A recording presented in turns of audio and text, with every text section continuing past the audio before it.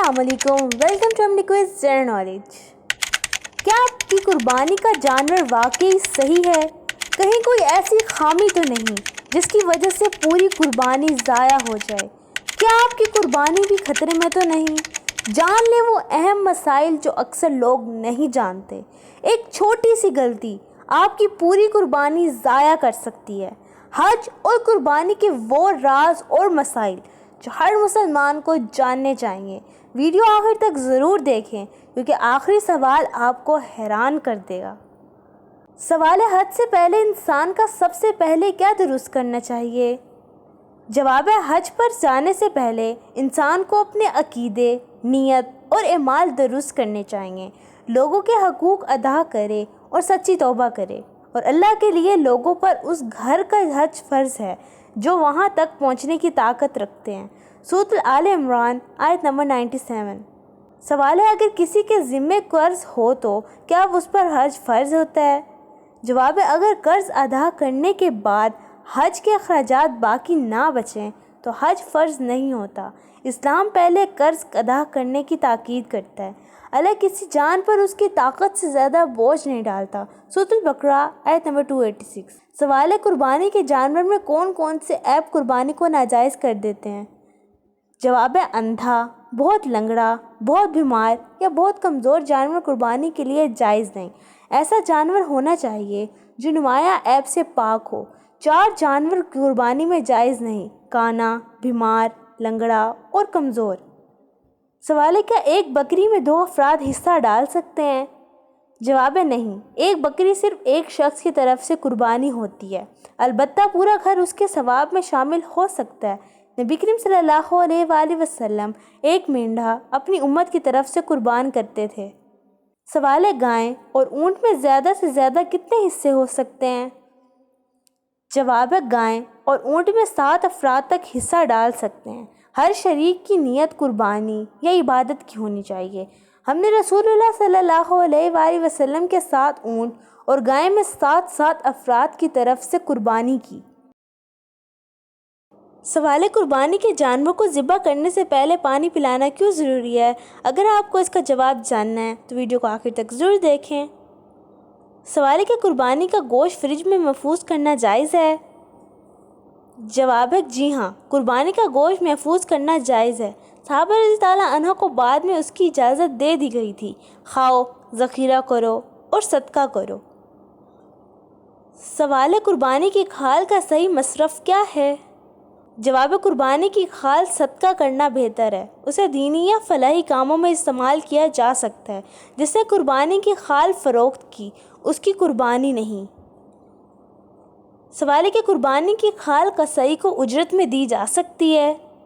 जवाब है, नहीं। कसाई की मजदूरी अलग देनी चाहिए। कुर्बानी की खाल उजरत के तौर पर देना जायज़ नहीं। कसाई को कुर्बानी में से कुछ बतौर उजरत ना दो। सवाल है, कुर्बानी करने वाले को ज़िल हज के शुरू में बाल और नाखून क्यों नहीं काटने चाहिए? इसका जवाब देखने के लिए वीडियो को आखिर तक ज़रूर देखें। सवाल है, एहराम की हालत में कौन कौन सी चीज़ें मना होती हैं? जवाब है, एहराम की हालत में खुशबू लगाना, नाखून काटना, बाल काटना और शिकार करना मना होता है। मर्दों के लिए सिले हुए कपड़े पहनना भी मना है। हज के महीने मुकर्रर हैं, बस जो उनमें हज लाजिम करे तो ना शहवत की बात कहो और ना गुनाह हो और ना झगड़ा। सूरह बकरा आयत नंबर 197। सवाल है, अगर एहराम में खुशबू लगा ली जाए तो क्या हुक्म है? जवाब है, एहराम में एक जानबूझकर खुशबू लगाना ममनू है। ऐसे करने पर दम या सदका लाजिम हो सकता है। महरम ना खुशबू लगाए और ना ही खुशबूदार कपड़ा पहने। सवाल है, हज के दौरान सबसे अहम रुकन कौन सा है? जवाब है, हज का सबसे अहम रुकन वकूफ़ अरफात है। उसके बगैर हज मुकम्मल नहीं होता। हज अरफा है।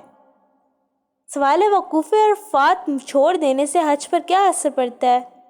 जवाब है, अगर किसी का वकूफ़ अरफात रह जाए तो उसका हज अदा नहीं होता क्योंकि यह हज का बुनियादी रुकन है। जिसने अरफात पा लिया उसने हज पा लिया। सवाल है, हाजी को मना में ज़्यादा वक्त किस इबादत में गुजारना चाहिए? जवाब है, हाजी को मना में नमाज, ज़िक्र, دعا اور طلبہ میں وقت گزارنا چاہیے۔ یہ دن اللہ کی یاد کے لیے خاص ہیں اور گنتی کے چند دنوں میں اللہ کو کثرت سے یاد کرو۔ سورۃ البقرہ آیت نمبر 203۔ سوال ہے، مزدلفہ میں رات گزارنے کی کیا اہمیت ہے؟ جواب، مزدلفہ میں رات گزارنا حج کے واجبات میں سے ہیں۔ یہاں حاجی عبادت کرتا اور رمی کے لیے کنکریاں جمع کرتا ہے۔ پھر جب عرفات سے واپس آؤ تو مشعر حرام کے پاس اللہ کو یاد کرو۔ سورۃ البقرہ آیت نمبر 198۔ سوال ہے، رمی جمرات شیطان کی کنکریاں مارنے کا کیا پیغام دیتی ہے؟ جواب ہے، یہ عمل شیطان اور برائی کو ٹھکرانے کی علامت ہے۔ مسلمان اس سے اطاعت الہی کا درس لیتا ہے۔ بے شک شیطان تمہارا دشمن ہے، بس اسے دشمن ہی سمجھو۔ سورۃ فاطر آیت نمبر 6۔ سوال ہے، قربانی کے جانور کے ساتھ نرمی کا حکم اسلام کیوں دیتا ہے؟ جواب، اسلام ہر جاندار کے ساتھ رحم اور اچھا سلوک سکھاتا ہے۔ جانور کو تکلیف دینا گناہ ہے۔ اللہ نے ہر چیز میں نرمی اور احسان کو فرض کیا ہے۔ سوال ہے، کیا بیمار یا برا شخص کسی کو قربانی کا وکیل بنا سکتا ہے؟ جواب ہے، جی ہاں، بیمار یا برا شخص کسی کو قربانی کا وکیل بنا سکتا ہے۔ وکیل اس کی طرف سے قربانی ادا کرے گا۔ قربانی میں وکالت جائز ہے۔ سوال ہے، قربانی کا اصل مقصد گوشت حاصل کرنا ہے یا تقویٰ؟ جواب ہے، قربانی کا اصل مقصد اللہ کی رضا اور تقویٰ حاصل کرنا ہے۔ اللہ کے نزدیک اخلاص کی اہمیت ہے۔ اللہ کو نہ ان کا گوشت پہنچتا ہے اور نہ خون، بلکہ تمہارے تقویٰ پہنچتا ہے۔ سورۃ الحج آیت نمبر 37۔ سوال ہے، کیا میت کی طرف سے قربانی جائز ہے؟ جواب ہے، جی ہاں، میت کی طرف سے ایصال ثواب کے لیے قربانی کی جا سکتی ہے۔ یہ نیکی میت کو فائدہ پہنچاتی ہے۔ نبی کریم صلی اللہ علیہ وآلہ وسلم نے اپنی امت کی طرف سے قربانی کی۔ سوال ہے، قربانی کے گوشت کو کن کن لوگوں میں تقسیم کرنا بہتر ہے؟ جواب ہے، قربانی کا گوشت غریبوں، رشتہ داروں اور پڑوسیوں میں تقسیم کرنا بہتر ہے۔ اس سے محبت اور بھائی چارہ بڑھتا ہے۔ بس اس میں سے خود بھی کھاؤ اور محتاج فقیر کو بھی کھلاؤ۔ سورۃ الحج آیت نمبر 28۔ سوال ہے، اگر قربانی کا جانور بھاگ جائے تو کیا حکم ہوگا؟ اس کا جواب جاننے کے لیے ویڈیو کو آخر تک ضرور دیکھیں۔ سوال ہے کہ اندھے یا بہت کمزور جانور کی قربانی ہو سکتی ہے؟ جواب ہے، نہیں، اندھے یا بہت کمزور جانور کی قربانی جائز نہیں۔ قربانی کا جانور عیب سے پاک ہونا چاہیے۔ 4 جانور قربانی میں جائز نہیں۔ سوال ہے، حج کے دوران لڑائی جھگڑا کیوں منع کیا گیا ہے؟ جواب ہے، حج صبر، اخلاص اور اتحاد کا درس دیتا ہے، اس لیے جھگڑا اور گناہ سے بچنے کا حکم دیا گیا ہے۔ نہ گناہ ہو اور نہ جھگڑا حج میں۔ سورۃ البقرہ آیت نمبر 197۔ سوال ہے، احرام میں مرد سلے ہوئے کپڑے کیوں نہیں پہن سکتے؟ جواب ہے، احرام میں سادگی اور عاجزی ظاہر کرنے کے لیے مرد سلے ہوئے کپڑے نہیں پہنتے۔ یہ دنیاوی فرق مٹانے اور برابری کا درس دیتا ہے۔ محرم قمیض، پگڑی اور سلا ہوا کپڑا نہ پہنے۔ سوال ہے کہ خواتین بھی احرام میں چہرہ ڈھانپ سکتی ہیں؟ جواب ہے، احرام میں عورت نقاب اور دستانے نہیں پہنتی، البتہ غیر محرم کے سامنے کپڑا لٹکا سکتی ہیں۔ احرام والی عورت نقاب نہ پہنے اور نہ دستانے۔ سوال ہے، حج کے سفر میں صبر کی اتنی تاکید کیوں کی جاتی ہے؟